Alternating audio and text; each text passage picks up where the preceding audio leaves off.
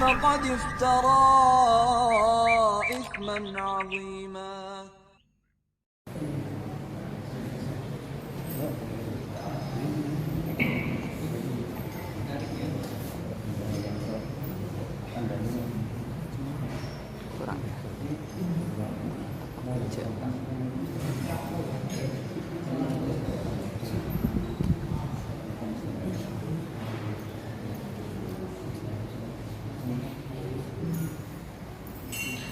Bismillahirrahmanirrahim. Assalamualaikum warahmatullahi wabarakatuh.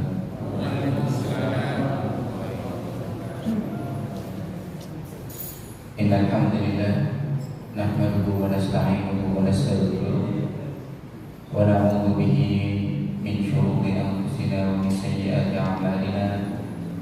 May yahdihillahu fala mudilla lahu wa may yudlil fala hadiya lahu. Asyhadu an la ilaha illallah wahdahu la syarika lahu wa asyhadu anna Muhammadan abduhu wa rasuluh. Allahumma shalli wa sallim wa barik ala abdika wa rasulika nabiyyina wa sayyidina wa maulana Muhammadin sallallahu alaihi wasallam wa ala alihi wa sahbihi wa man tabi'ahum bi ihsanin ila yaumiddin. Amma ba'd. Jamaah yang dirahmati Allah Subhanahu wa taala. Alhamdulillah, pada kesempatan yang berbahagia ini kita dikembalikan berkumpul bersama, diberi kesempatan oleh Allah Subhanahu wa taala di tempat yang mulia ini. Marilah kita selalu mengawalinya dengan memuja dan memuji Tuhan kita yang Maha Pengasih lagi Maha Penyayang, mensyukuri segala nikmatnya, ditambahkan dengan salawat dan salam kepada Nabi kita Nabi Muhammad sallallahu alaihi wasallam. Dan selanjutnya yang tidak lupa kami ingatkan diri kami pribadi, kemudian jamaah sekalian, untuk selalu mengoreksi hati kita, mengoreksi niat kita, sebagaimana yang telah kita pelajari di pertemuan pertama dan kedua terkait tentang hadis yang pertama, yaitu hadis tentang niat. Kita ketahui bahwasanya segala sesuatu tergantung niat dengan niatnya. Maka setiap kita dalam setiap aktivitas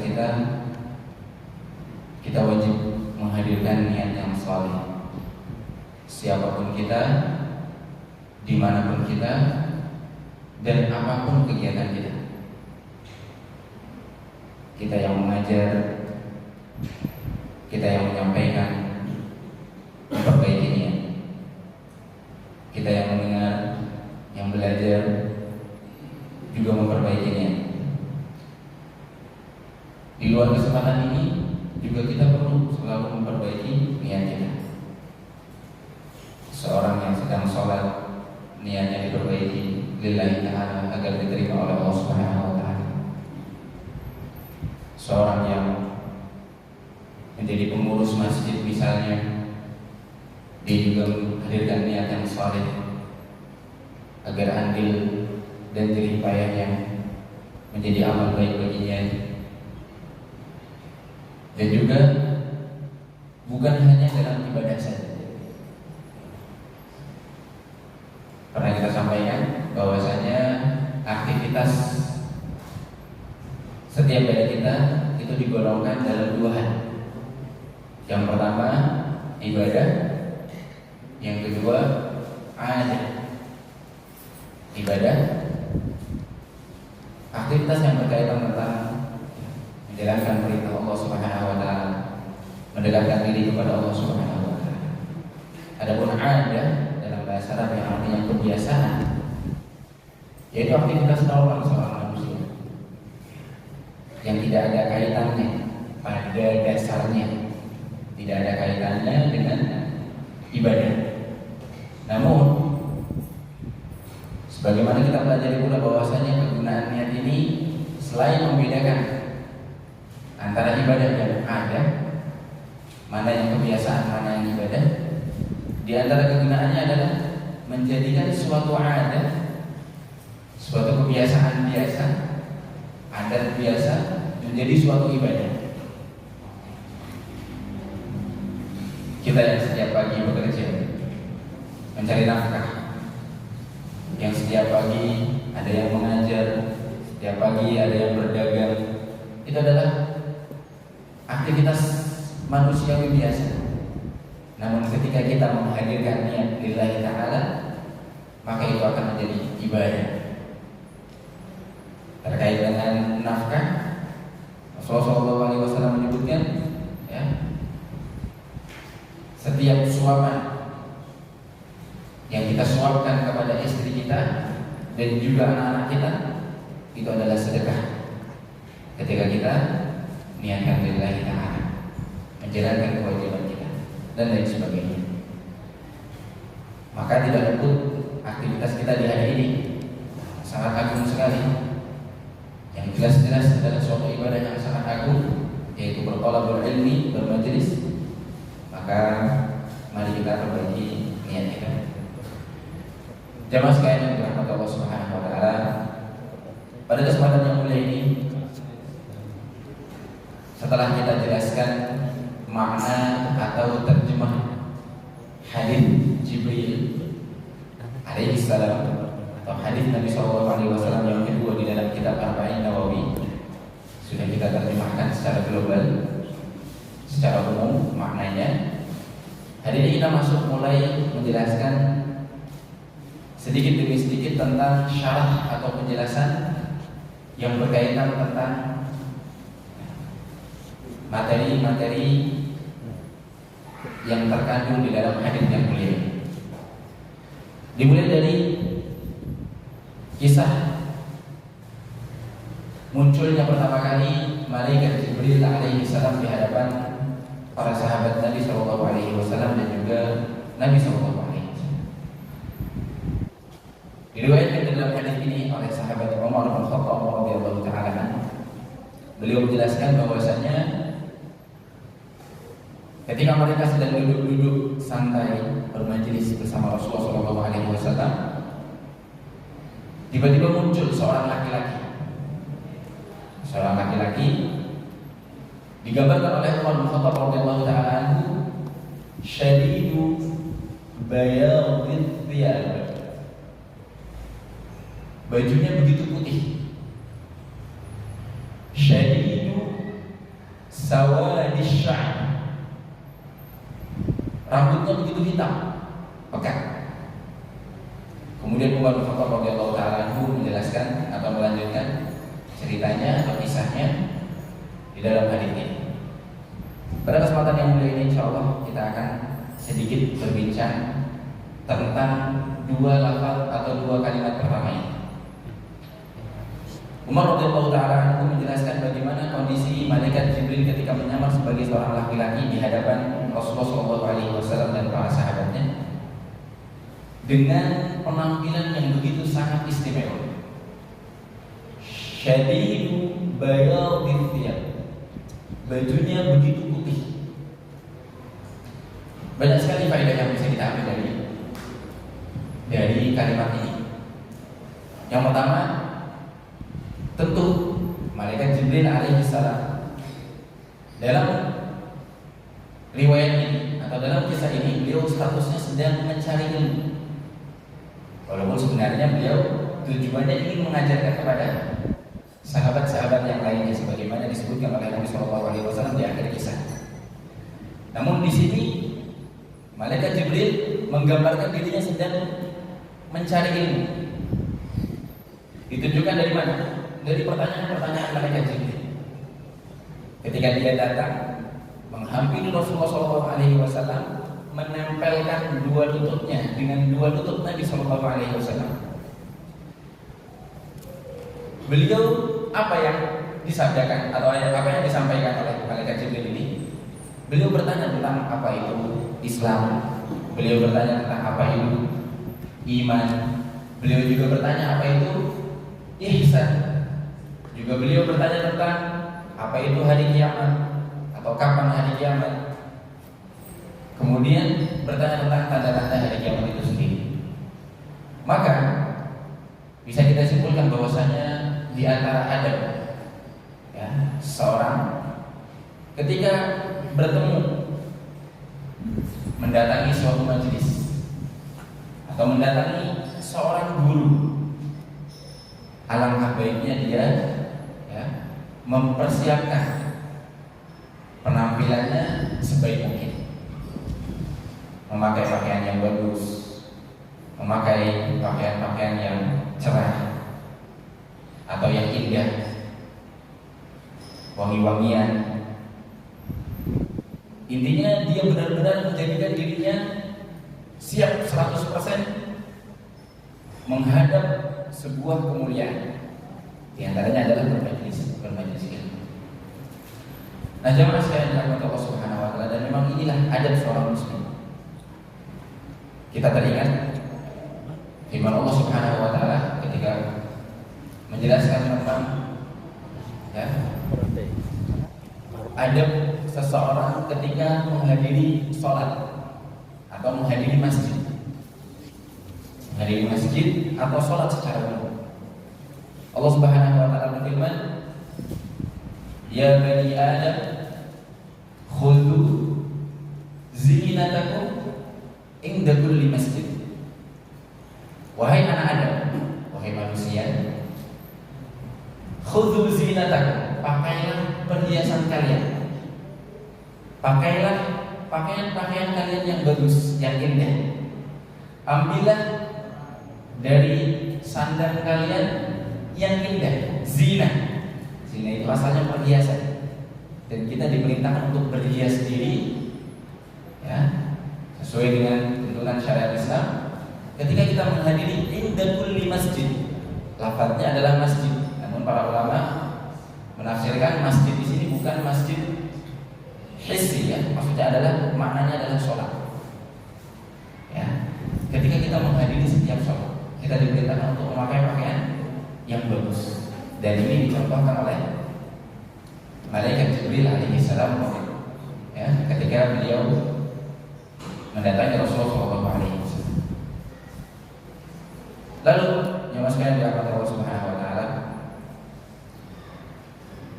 kemudian kita masuk pada pakaian. Ketahuilah jemaah bahwasanya setelah kita diperintahkan untuk memakai pakaian yang paling bagus, Nabi SAW pernah menjelaskan tentang pakaian apa yang paling bagus. Pakaian apa yang paling bagus? Beliau bersabda, "Ilbasu min thiyabikumul bayad." Pakailah pakaian kalian yang berwarna putih. Fa innaha min khairi thiyabikum, karena sesungguhnya warna putih adalah pakaian yang terbaik di antara pakaian kalian. Wa kaffinu fiha mautakum, kemudian kafankanlah jenazah-jenazah kalian dengan kafan yang berwarna putih. Subhanallah. Dan ini sesuai dengan yang dipraktikkan oleh malaikat Jibril alaihissalam. Kita diperintahkan untuk memakai pakaian yang putih. Makanya Bapak Ibu, kalau kita berziarah ke Madinah atau ke Mekah dalam rangka ibadah umroh, haji dan lain sebagainya, kita lihat pakaian orang Arab kebanyakan berwarna putih. Dan itu sudah menjadi seragam resmi mereka di semua acara, semua kegiatan dan lain sebagainya. Di sekolah mereka, santri gurunya putih. Ya. Kecuali beberapa termasuk SD anak kecil biasanya punya warna sendiri. Tapi untuk yang dewasa, SMP, SMA dan lain-lain pakai warna putih. Enggak santrinya dan gurunya. Di kantor, karyawan mereka seragam resminya warna putih. Pakai jubah putih. Dan ini bukan mengistimewakan Arab Saudi ya, kita hanya bijak ya, melihat bahwasanya mereka ada nilai plus Dari sisi mana? Dari sisi mengamalkan sunnah Nabi Shallallahu Alaihi Wasallam. Maka kita pun bagi seorang Muslim, ya, yang mengaku cinta kepada Nabi Shallallahu Alaihi Wasallam, dan selalu saya ulang, bukti cinta kita adalah sikap kita. Bagaimana sikap kita? Mencontoh Rasulullah Shallallahu Alaihi Wasallam, memakai pakaian yang bagus. Yang pertama kita simpulkan, hukum asalnya adalah pakaian yang bagus, semua pakaian yang bagus sunnah. Warna apa saja, putih, hitam, kuning, hijau dan lain sebagainya, selama bukan warna yang menunjukkan kesombongan, menunjukkan syuhrah, libas syuhrah, ya, yang membuat dia ingin dilihat atau dikenal dan lain sebagainya. Secara umum semua pakaian yang bagus sunnah, ya. Namun ada yang paling afdal, yaitu pakaian bagus yang berwarna putih.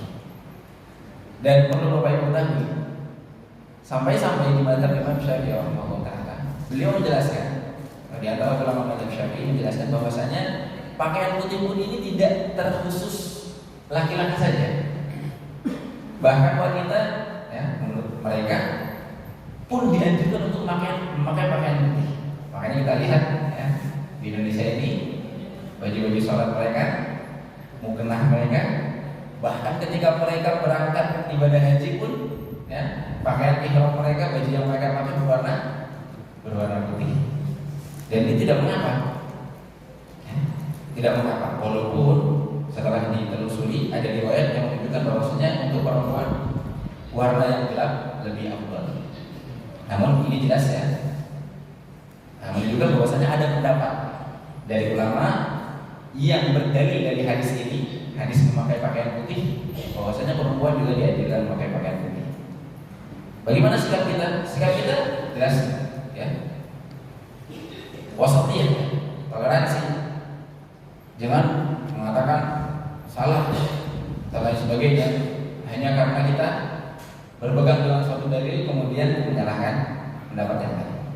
Maka perlu dijelaskan lagi bahwasanya perkara yang demikian juga hukum asalnya adalah mubah.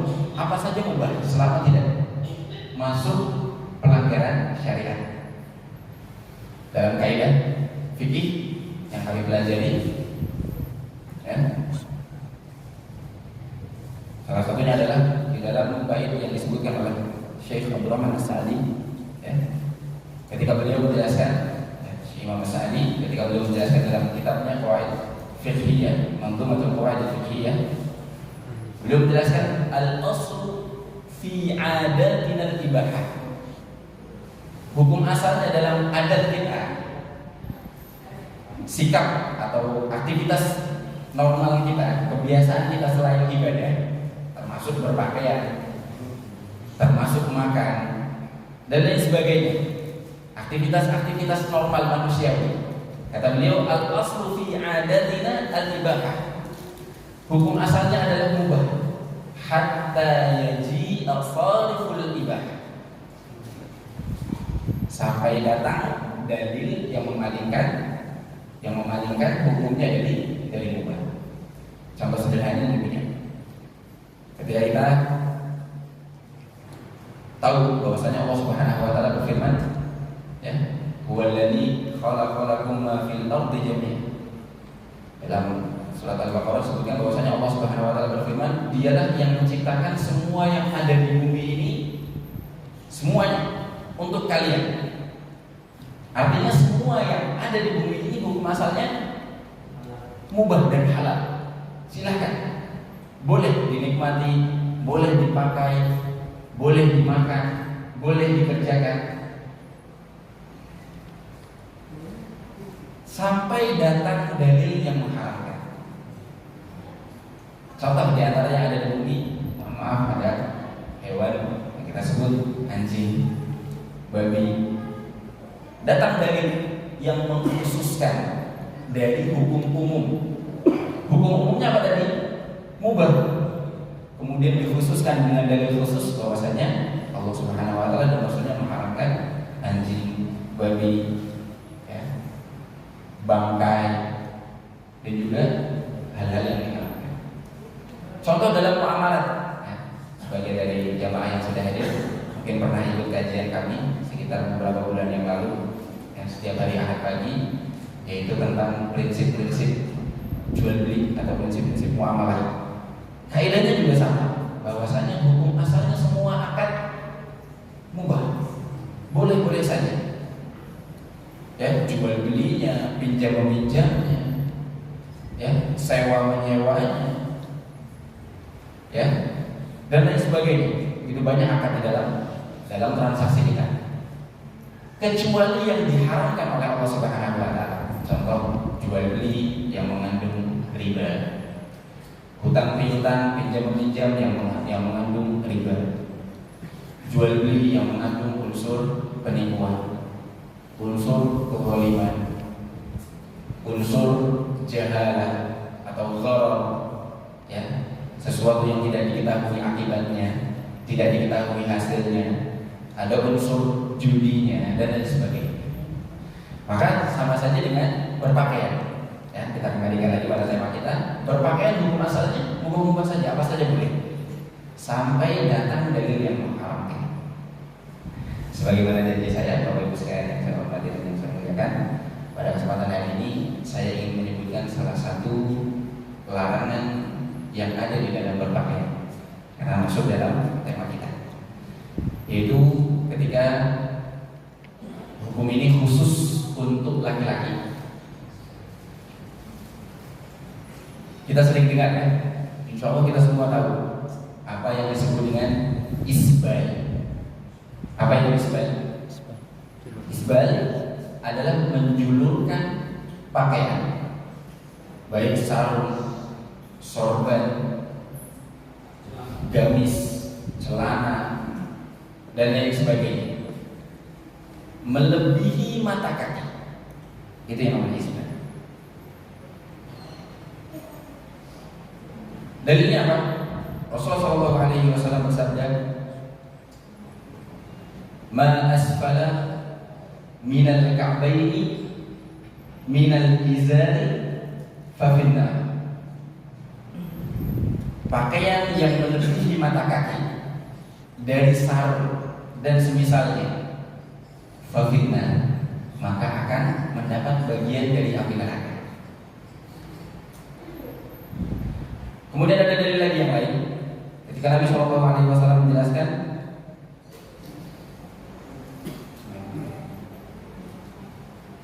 bahwasanya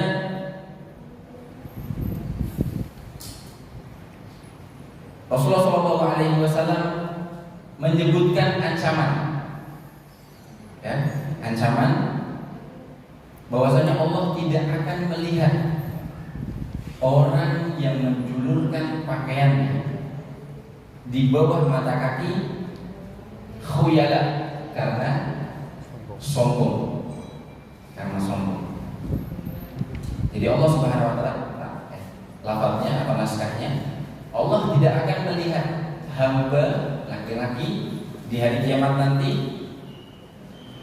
mereka yang menjulurkan pakaiannya selama di dunia di bawah mata kaki karena sombong.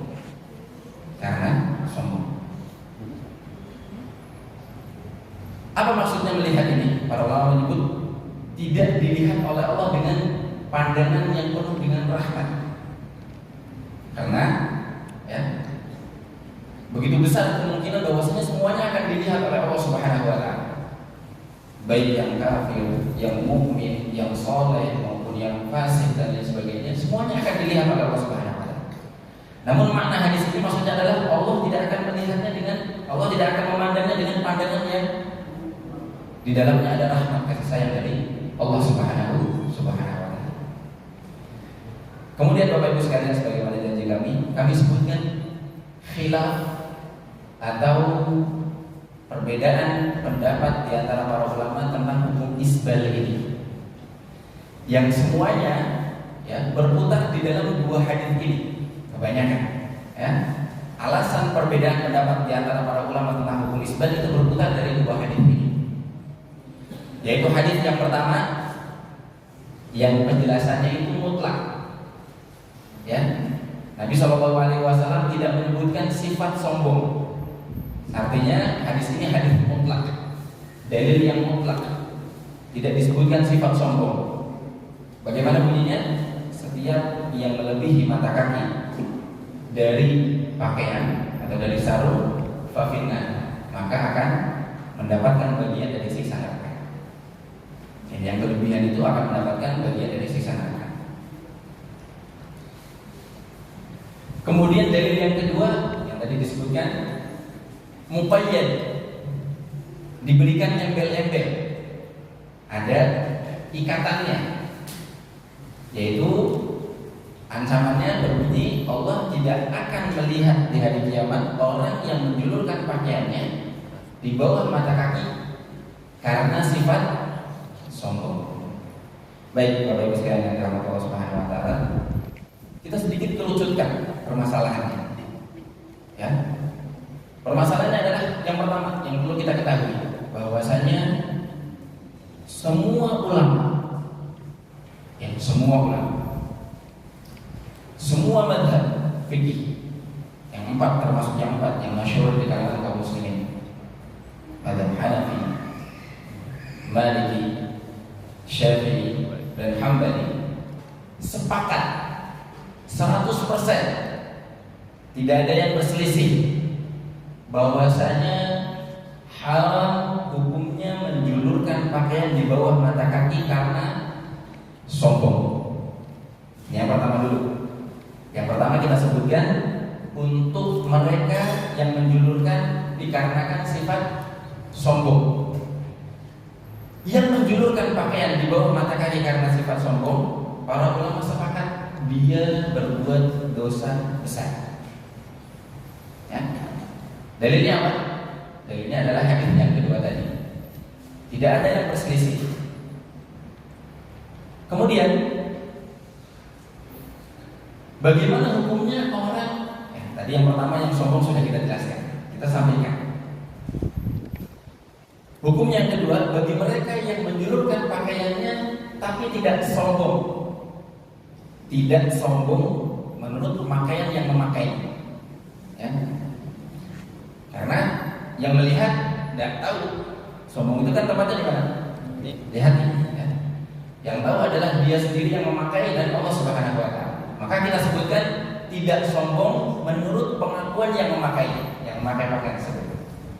Maka di sini terjadi perselisihan di antara para ulama hukumnya. Ya. Dan subhanallah perlu diketahui bahwasanya mayoritas ulama mengatakan bahwasanya hukumnya tidak halal. Mayoritas madhab jumhur, jadi 3 di antara 4 madhab itu, dimulai dari Maliki, Syafi'i, dan Hambali. Jadi Hanifah tidak, Abu Hanifah tidak. 3 madhab ini mengatakan bahwasanya tidak dosa orang yang menjulurkan mata kaki dan menjulurkan pakaian di bawah mata kaki karena tidak sombong. Berdalil dengan apa? Dalil yang pertama, saya sebutkan dalil. Bagaimana pandangan mereka? Pandangan mereka bahwasanya ada 2 hadis. Hadis yang pertama itu hadisnya mutlak, tidak disebutkan sifat sombong. Hadis yang kedua hadisnya muqayyad, terikat dengan sifat sombong. Di antara kaidah yang mereka yakini, ketika ada 2 dalil, masalahnya sama, tapi 2 dalil, yang satu ya disebutkan sifatnya, yang satu tidak disebutkan sifatnya, maka hadis yang tidak disebutkan sifatnya dibawa kepada hadis yang disebutkan sifatnya. Jadi yang dipakai adalah hadis yang ada sifatnya, ya, yaitu larangan menjulurkan di bawah mata kaki, pakaian di bawah mata kaki karena sifat sombong. Istilahnya dalam kaidah mereka hamlul mutlaq 'ala muqayyad. Jadi dalil yang bebas tanpa sifat dibawa, digiring, ya, atau dipraktekkan dengan melihat hadis yang muqayyad, hadis yang ada embel-embelnya. Ini adalah dalil mereka. Nah, jemaah sekalian dirahmati Allah Subhanahu wa taala, di antara, saya perlu sebutkan, di antara madzhab atau ulama yang berpendapat, di antaranya adalah ya, dari mazhab Maliki, Sulaiman bin Khalaf al-Baji, dalam kitabnya Al-Muntaqa Syarhul Muwaffaq. Kemudian di antara mazhab Syafi'i adalah salah satu imam mazhab Syafi'i, penulis kitab yang sekarang kita baca juga, yaitu kitab Arba'in Nawawi. Siapa penulisnya? Imam An-Nawawi rahimahullah, ya. Kemudian Ar-Ramli, kemudian Ibnu Hajar Al-Haytami. Karena Ibnu Hajar dalam mazhab Syafi'i ada dua, Ibnu Hajar Al-Haytami dan Ibnu Hajar Al-Asqalani.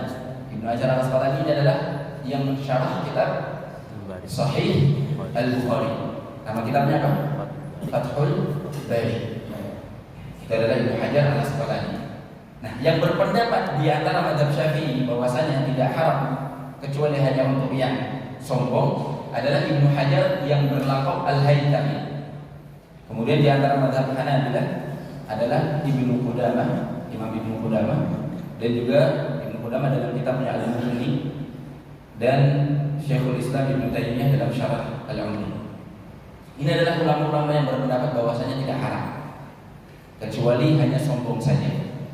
Kemudian saya sedikit sebutkan di antara mereka yang tidak mengharamkan, ya, untuk yang tidak sombong atas pengakuan yang memakainya, itu mereka juga berselisih antara makruh dan mubah, ya, tidak haram, tapi ya di antara mereka ada yang berpendapat makruh, ada yang berpendapat mubah.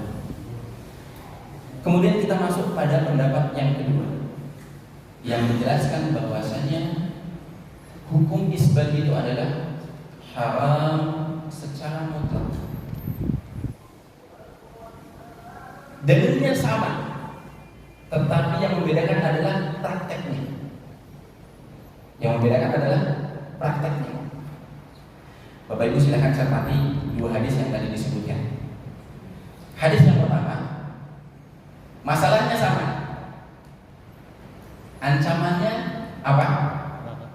Fafinnar, akan mendapat bagian dari siksa api neraka. Bagi mereka yang isbal tapi tidak disebutkan embel-embel sombong.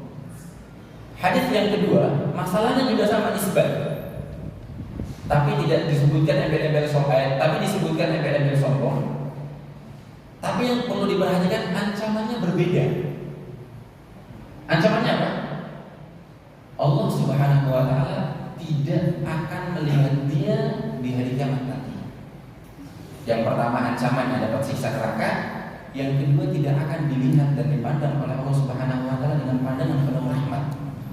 Mereka yang sombong, mereka yang menjulurkan pakaian di bawah mata kaki karena sombong. Maka di antara kaidah tadi, bahwasanya ketika ada dua dalil yang berbeda, yang satu mutlak, yang satu muqayyad, mereka berpendapat bahwasanya boleh dalil yang mutlak dibawa ke muqayyad asalkan dua-duanya sama ancamannya, ya, masalahnya juga sama. Tapi yang kita dapati dari dua hadis ini, masalahnya sama, tapi sifatnya berbeda dan juga ancamannya berbeda. Yang satu, ya, dapat ancaman api neraka, yang satu ancamannya tidak dipandang oleh Allah Subhanahu wa ta'ala. Maka kata para ulama, hadis ini tidak bisa digabungkan. Hadis yang mutlak yang tidak disebutkan lafaz sombong tidak bisa dibawa kepada hadis yang muqayyad yang tidak disebutkan lafaz sombong. Kenapa? Karena ancamannya berbeda. Karena ancamannya berbeda. Dan juga disebutkan di dalam, ya, dari dalil yang lain bahwasanya, ya, Nabi SAW di dalam hadis-hadis yang lain menyebutkan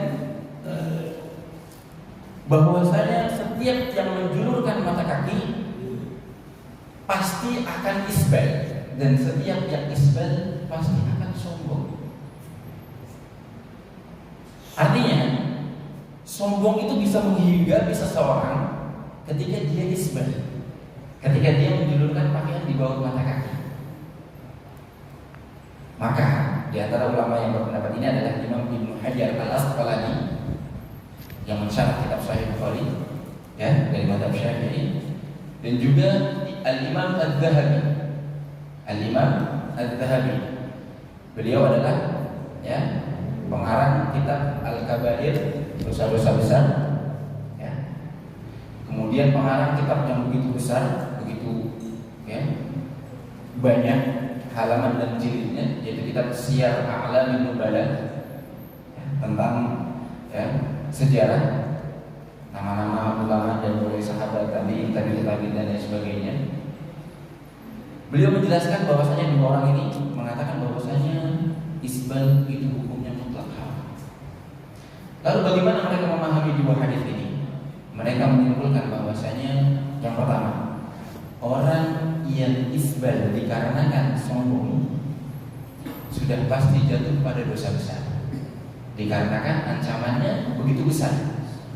Salah satu kaidah kenapa dosa disebut sebagai dosa besar? Karena ancaman, di situ ada ancaman neraka, ancaman tidak dipandang oleh Allah Subhanahu Wa Taala, atau disebut siksaan khusus. Seperti contohnya namimah, disiksa nanti di kuburan dan lain sebagainya. Setiap larangan-larangan yang ada ancaman atau siksaan khusus maka dikategorikan sebagai dosa besar, termasuk isbal dikarenakan sombong. Lalu bagaimana hadis yang pertama tadi yang tanpa embel-embel sombong? Para ulama mengatakan kalau misalnya dia isbal, kemudian dia mengatakan dirinya tidak sombong, dan itu dikembalikan nanti pada diri dia dan di hadapan Allah Subhanahu Wa Taala, maka dia tetap jatuh pada sesuatu yang haram walaupun tidak sampai dosa besar. Atau dia dosa besar tapi masih di bawah dosanya orang yang isbal, tapi ditambah dengan sifat sombong. Jamaah sekalian dirahmati Allah Subhanahu Wa Taala, ini secara singkat ringkas tentang khilaf di antara para ulama terkait tentang hukum menjulurkan pakaian di bawah mata kaki. Pertanyaannya, Ustaz, pendapatnya itu apa? Bapak Ibu sekalian dirahmati Allah Subhanahu Wa Taala, pendapat yang kami pilih adalah pendapat yang kedua, yang mengatakan bahwasanya orang yang menjulurkan pakaian di bawah mata kaki, baik sombong ataupun tidak sombong, dua-duanya tidak diperbolehkan di dalam adab berpakaian.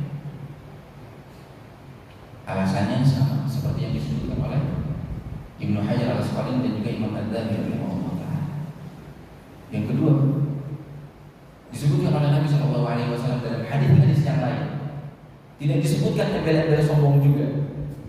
Kata beliau, izratul mu'mini ila nisfis saq, sarungnya atau celananya atau pakaiannya seorang mukmin itu sampai setengah betis. Ini anjuran asal dan dasar fondasi dari Nabi SAW. Izratul mu'mini ila nisfis saq, wala junaha alaihi fima bainahu wa bainal ka'bayn. Dan tidak masalah, kata Nabi, tidak ada dosanya kalau sejajar dengan dua mata kaki. Kemudian Nabi SAW melanjutkan, masih dalam momen yang sama, hadis yang sama, satu konteks, satu kesempatan, ketika Nabi menjelaskan bahwasanya pakaian seorang mukmin itu sampai setengah betis, tidak masalah kalau sejajar dengan mata kaki, maka asfala minal ka'bayn fa huwa finnar. Setiap yang di bawah mata kaki maka dia tempatnya di neraka. Man jarra izarahu bataran lam yanzurillahu ilaihi. Barang siapa yang menjulurkan pakaiannya di bawah mata kaki dengan sombong, akan mendapat tambahan ancaman, yaitu tidak akan dipandang oleh Allah Subhanahu Wa Taala di hari kiamat. Dalil yang kedua, Rasulullah SAW pernah bertemu dengan Abu Bakar As-Siddiq radhiyallahu taala. Ketika Nabi SAW menjelaskan hadis ini, Abu Bakar As-Siddiq radhiyallahu taala mengadu kepada Nabi, wahai Nabi, inna izari yastarhi illa anni ata'ahadu. Sungguhnya sarungku melorot, jatuh ke bawah. Disebutkan dalam riwayat lain karena salah satu sisi badan Abu Bakar itu kurus, yang membuat pakaiannya tidak kokoh, tidak nempel, sehingga sering jatuh melorot. Kemudian Abu Bakar melanjutkan, tapi saya selalu, wahai Nabi, saya selalu mengangkatnya. Ana ata'ahadu, setiap saya ingat saya selalu angkat. Maka apa kata Nabi Shallallahu Alaihi Wasallam? Wahai Abu Bakar, innaka lasta mimman fa'altahu khuyala. Sesungguhnya Abu Bakar, kamu bukan termasuk yang isbal karena sombong. Jadi ini rekomendasi dari Rasulullah SAW untuk Abu Bakar As-Siddiq radhiyallahu ta'ala anhu, yang kemudian dijadikan dalil oleh sebagian orang yang mengatakan boleh-boleh saja menjulurkan pakaiannya di bawah mata kaki karena tidak sombong. Dalilnya apa? Dalilnya kisah Abu Bakar As-Siddiq ini radhiyallahu ta'ala anhu. Nabi Shallallahu Alaihi Wasallam mengatakan bahwasanya Abu Bakar tidak berdosa, tidak disebutkan sombong. Namun ada yang keliru dari pemahaman orang yang berdalil dengan hadis ini. Apa bedanya Abu Bakar dengan orang yang berdalil dengan hadis ini? Bedanya adalah Abu Bakar As-Siddiq radhiyallahu ta'ala anhu pakaiannya jatuh bukan dikarenakan kesengajaan. Karena apa? Karena melorot.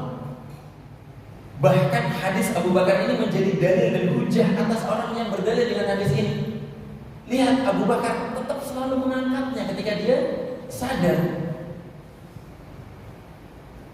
Jadi menunjukkan bahwasanya memang hukum asalnya tidak boleh.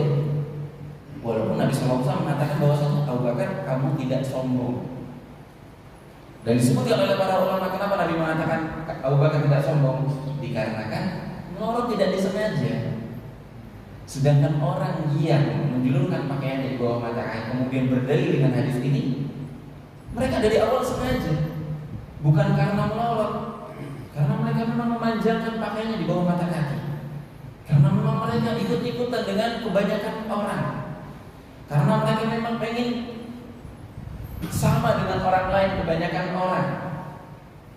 Maka ini yang menjadi perhatian. Ini yang menjadi perhatian. Yang terakhir saya tutup dengan kisah Umar bin Khattab radhiyallahu ta'ala. Disebutkan ketika Umar bin Khattab sakit, di sakit yang membawa beliau saat wafat, yaitu ketika beliau ditikam di perutnya oleh seorang majusi ketika sedang mengimami sholat subuh. Itu sampai terbelah atau sampai sobek perutnya dan kelihatan organ dalamnya. Di kesempatan itu banyak para sahabat yang mencoba untuk mengobati Umar bin Khattab radhiyallahu ta'ala dengan memberikannya susu. Ketika diminumkan susu oleh Umar bin Khattab, susunya keluar lagi dari perutnya, mengalir lagi. Makanya para sahabat mengira udah ini alamat, sudah datang saatnya Umar bin Khattab radhiyallahu ta'ala dipanggil oleh Allah Subhanahu wa ta'ala. Wafat, usianya akan tamat, selesai. Dengan segala kemuliaan, fadilah yang dimiliki oleh Umar bin Khattab, salah satunya adalah beliau adalah seorang sahabat yang dijamin masuk surga oleh Rasulullah SAW. Jadi Rasulullah di beberapa kesempatan pernah mengatakan Abu Bakar fil jannah, Abu Bakar di surga, Umar fil jannah, Umar di surga, dan seterusnya. Kemudian ketika Umar bin Khattab radhiyallahu ta'ala digotong ke rumahnya, banyak orang yang bertakziah menghibur Umar bin Khattab. Wahai Umar, kamu jangan bersedih, dan seterusnya. Wahai Umar, kamu jangan bersedih. Di antara salah seorang sahabat yang menghibur dia ada seorang laki-laki yang datang menghibur Umar bin Khattab. Wahai Umar, tenanglah, bergembiralah, insya Allah kamu akan mendapatkan janji dari Rasulullah, janji dari Allah Subhanahu wa ta'ala. Selesai menghibur, dia berbalik hendak keluar dari rumah Umar bin Khattab. Ternyata Umar bin Khattab radhiyallahu ta'ala melihat pakaian dia menjulur di bawah mata kaki. Maka Umar meminta kepada sahabat yang di sampingnya, panggilkan laki-laki tadi. Dipanggilkan, kemudian disampaikan, ya ghulam, wahai anak muda, irfa' innahu anqa li thawbik, itu lebih bersih untuk pakaianmu, wa atqa li rabbik, dan itu lebih membuatmu bertakwa di hadapan Tuhanmu Allah Subhanahu wa taala. Saya tanya Bapak Ibu, seandainya hukumnya tidak haram, buat apa Umar bin Khattab sampai repot-repot dalam keadaan dia mau wafat di atas ranjang kematian dia? Ya, ada orang sudah mau pergi dipanggil lagi dan disampaikan. Maka Bapak Ibu sekalian, Allah Subhanahu wa taala dari banyaknya dari akad, ancaman, larangan dan juga fadilah yang tentang berpakaian yang baik, maka kami berpendapat bahwasanya hukum isbal hukumnya haram secara mutlak, walaupun ya resikonya bertingkat-tingkat, berlevel-level. Yang pertama yang jelas disepakati oleh para ulama yaitu yang sombong, kemudian di bawahnya yang tidak sombong, namun dua-duanya tetap haram. Yang ketiga, Bapak Ibu sekalian, ini adalah sunnah Rasulullah SAW, dan sudah bisa kita pastikan bahwasanya Rasulullah itu tidak isbal. Karena apa? Beliau sendiri yang mengancam, beliau sendiri yang mengatakan bahwasanya pakaian seorang mukmin itu sampai setengah betis dan tidak mengapa kalau sampai mata kaki. Tetapi yang salah adalah di bawah mata kaki. Berarti kita yakin bahwasanya Nabi Shallallahu Alaihi Wasallam dipastikan pakaian dia tidak isbal, tidak menjulur di bawah mata kaki. Maka pertanyaannya, silahkan tanya pada diri kita, siapa di antara kita yang cinta kepada Rasulullah Shallallahu Alaihi Wasallam? Siapa di antara kita yang mengharapkan syafaat dari beliau? Maka hendaknya ikutilah sunnah Rasulullah Shallallahu Alaihi Wasallam. Yakinlah bahwasanya walaupun ini perkara asalnya mubah, berpakaian manusiawi biasa, namun di sini ada hukum Allah, di sini ada sunnah Rasulullah Shallallahu Alaihi Wasallam. Maka bagi mereka yang mengikuti adab-adab yang dianjurkan di dalam atau diperintahkan di dalam Islam ini akan mendapatkan pahala, dan bagi mereka yang melanggar larangan di dalam agama Islam, di dalam berpakaian, dalam adab berpakaian, maka akan mendapatkan hukuman dari Allah Subhanahu wa taala. Bapak Ibu sekalian, Allah Subhanahu wa taala, kita jeda sejenak untuk azan. Setelah azan kita sedikit tambahkan tentang kalimat yang kedua. Silakan. Saya hormati, setelah kami jelaskan tadi bagaimana kondisi khilaf di antara para ulama tentang hukum isbal, kemudian pendapat yang kami pilih, maka selanjutnya Bapak Ibu bisa menimbang ya untuk diri sendiri manalah yang dia ambil, yang dia utamakan. Dan adapun nasihat saya pribadi adalah lebih baik kita tidak menanggung resiko. Karena siapa yang menjamin diri kita lepas dari sifat sombong, apalagi sombong tidak kentara, tidak terlihat. Yang tahu adalah diri kita dan Allah Subhanahu wa taala. Maka alangkah baiknya kita istilahnya ambil cara aman, ya, ambil amannya, yaitu dengan tidak menjulurkan pakaian di bawah mata kaki, atau maksimal, ya, kalau kita tidak mau sampai setengah betis, maka cukup sejajar dengan kedua mata kaki. Yang terpenting tidak menjulurkannya di bawah mata kaki. Dan ini hukumnya khusus untuk laki-laki, perlu disampaikan. Karena perempuan bahkan sebaliknya diperintahkan untuk menutup aurat dari ujung sampai ujung, ya, yang disepakati oleh para ulama, kecuali wajah dan telapak tangan yang hukumnya khilaf. Wajah khilaf di antara para ulama hukumnya. Namun selain itu wajib ditutup termasuk kaki, Makanya kita lihat sebagian wanita muslimah memakai kaos kaki. Bahkan dulu para sahabat Nabi Shallallahu Alaihi Wasallam, mereka meminta izin kepada Nabi, boleh nggak perempuan menjulurkan pakaiannya di bawah mata kaki? Boleh, silakan. Karena memang diperintahkan untuk menutup aurat kaki. Bahkan Nabi SAW mengizinkan untuk dilebihkan dari kaki sejengkal, dalam rangka ya berjaga-jaga agar tidak terlihat auratnya, walaupun tidak diwajibkan sampai dilebihkan. Yang terpenting adalah intinya menutup aurat. Kemudian Bapak Ibu sekalian dirahmati Allah Subhanahu wa taala, ada pun terkait syadidus sawadi sya'ar. Insyaallah kita tunda sampai kesempatan berikutnya di minggu depan. Faedah yang bisa kita ambil tentang hitamnya rambut malaikat Jibril alaihissalam yang menyamar sebagai seorang laki-laki ketika datang di majelis ini. Ya, kita ambil beberapa faedahnya insyaallah dari hadis ini, dari potongan Syahid Usawari Syahri ini di kesempatan berikutnya insyaallah. Selanjutnya saya ucapkan terima kasih kepada Bapak Ibu sekalian atas perhatiannya. Mohon maaf apabila ada kata-kata yang kurang berkenan. Semoga ini semua bisa menjadi bermanfaat bagi kita. Allahumma alimna ma yanfa'una wa zidna ilman. Allahumma اقسم لنا من خشيتك ما يحول بيننا وبين معاصيك ومن طاعتك ما يبلغنا أو تبلغنا به جنتك ومن اليقين ما تهون به علينا مصائب الدنيا ومتعنا بأسماعنا وأبصارنا وقوتنا ما أحييتنا واجعله الوارث منا واجعل ثأرنا على من ظلمنا وانصرنا على من عادانا ولا تجعل مصيبتنا في ديننا ولا تجعل الدنيا أكبر همنا ولا مبلغ علمنا ولا تسلط علينا من لا يرحمنا سبحانك اللهم وبحمدك أشهد أن لا إله إلا أنت أستغفرك وأتوب إليك السلام عليكم ورحمة الله وبركاته.